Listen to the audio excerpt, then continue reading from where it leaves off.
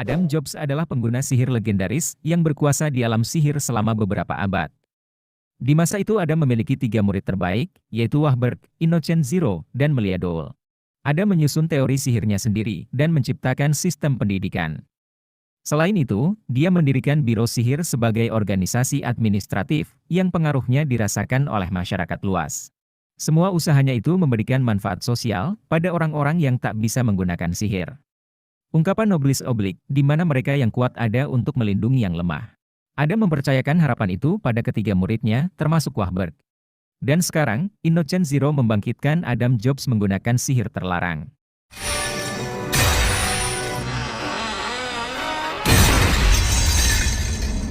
Yang alangkah terkejutnya Wahberg saat melihat senseinya dibangkitkan kembali. Innocent Zero sudah mendapatkan sihir untuk memulihkan nyawa dari potongan tubuh manusia. Namun meski begitu, sihir itu hanya bisa memulihkan raga tapi tidak dengan jiwanya. Dan lawan Wahberg sekarang adalah Necros Manche yang merupakan anggota Innocent Zero. Raga Adam Jobs dikendalikan oleh Necros yang keahliannya memainkan boneka. Hal itu memancing amarah Wahberg karena dipaksa melawan raga gurunya sendiri. Meskipun berumur panjang, namun tetap saja Adam tak bisa melampaui batasan usia. Raga Adam sudah seperti boneka yang dikendalikan untuk menyerang Wahberg. Yang ternyata, Wahberg adalah murid yang paling disayang oleh Adam. Dulu, Wahberg pernah diberitahu oleh Adam tentang arti ungkapan Nobilis Oblig. Yang artinya, mereka yang kedudukannya tinggi memiliki kewajiban membimbing yang lemah. Namun bagi Wahberg, ungkapan itu dikatakan orang-orang saat tak mau melindungi dirinya sendiri. Meskipun terlihat serius, namun nyatanya, Adam adalah orang yang suka bercanda. Adam mengakui Wahberg kuat dan kelak akan mengerti ungkapan tersebut. Dan seketika, Wahberg bisa mementalkan serangan Adam yang dikendalikan oleh Necros. Bagi Wahberg, Adam adalah orang yang terhebat, tapi sekarang zaman telah berubah. Karena yang terpenting bukanlah masa lalu, melainkan masa yang sekarang. Dan jika kekuatan Adam akan membawa kehancuran, maka Wahberg akan melawan gurunya sendiri.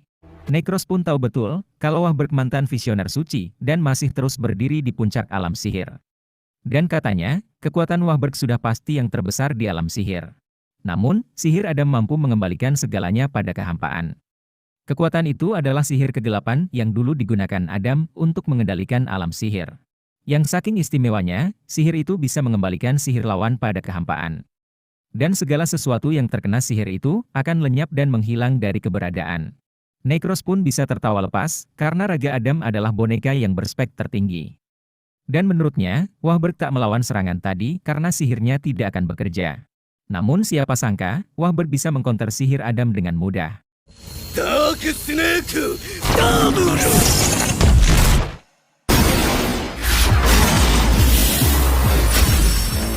Wahberg mengatakan, kalau sihirnya bisa mengendalikan dimensi ruang. Sesaat sebelum diserang, Wahberg membuat dimensi ruang khusus untuk dipenuhi sihir kegelapan. Necros kehilangan sebelah tangan dan kepalanya yang dipindahkan ke ruang dimensi lain. Bukannya menyerah, Necros masih saja ngotot untuk menyerang Wahberg. Dia pun menyerang Wahberg dengan sihir kegelapan yang lebih banyak dari yang tadi. Namun tetap saja, Wahberg bisa melenyapkan serangan itu dengan sangat mudah. Necros sama sekali tak menyangka kalau Wahberg bisa menandingi kekuatan gurunya. Tak ada kapoknya, dia pun kembali menyerang menggunakan sihir terkuat milik Adam. Dan kali ini, Wahberg menunjukkan keseriusannya, sehingga Necros langsung pindah alam.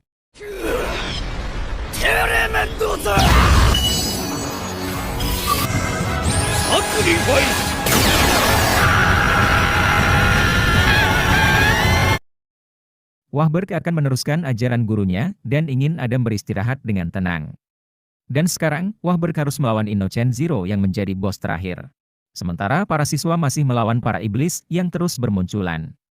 Hal ini tentu sangat merepotkan, karena energi sihir mereka terkuras secara perlahan.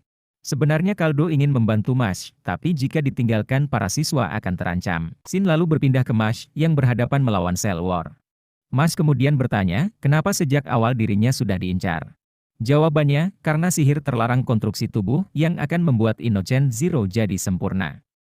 Cell War menjelaskan, sihir itu dipakai untuk membuat jantung abadi dari 6 saudara-saudara.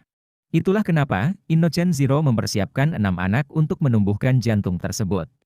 Singkatnya, Mash adalah bagian yang dibangun untuk membuat tubuhnya jadi sempurna. Entah mengerti atau tidak, Mash justru malah terlihat pelangap-longo. Dan konyolnya, Mash malah menyamakannya dengan protein yang diperlukan membangun otot.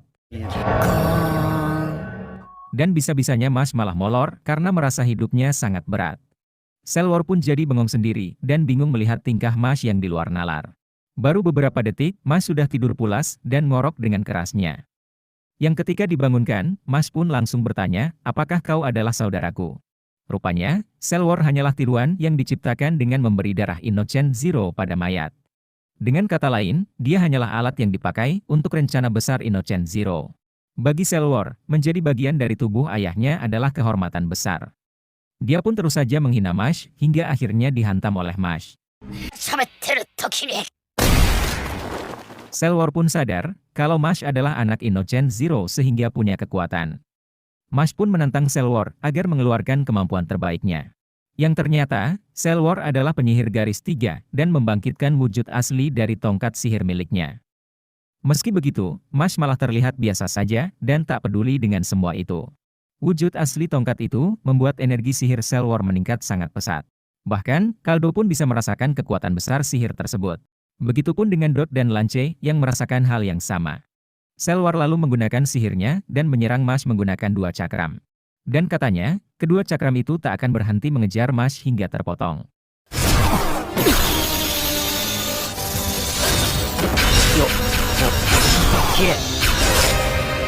Meskipun Mash menghindarinya, kedua cakram itu terus saja mengejarnya.